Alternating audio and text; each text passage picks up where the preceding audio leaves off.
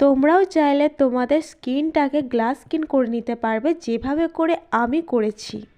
তার জন্য তোমাদেরকে সঠিকভাবে স্কিন কেয়ার করতে হবে। আজকে আমি ডে 3তে তোমাদের জন্য একটা নারকেল তেলের স্কিন কেয়ার নিয়ে চলে এসেছি। তো তার আগে বলে দিই, ডে 2তে যে স্কিন কেয়ারটা করেছিলাম সেটা কিন্তু প্রতিদিন করতে হবে।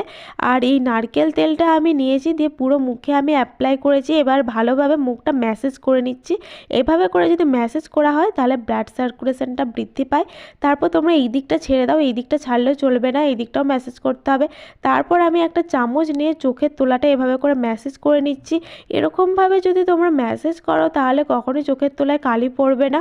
তারপরে আমি এটা 10 মিনিটের মতো ম্যাসেজ করেছিলাম আর 1 ঘন্টার মতো রেস্টে ছেড়ে দিয়েছিলাম। তারপর আমি ভালোভাবে ফেস ওয়াশ দিয়ে মুখটা ধুয়ে নিয়েছি।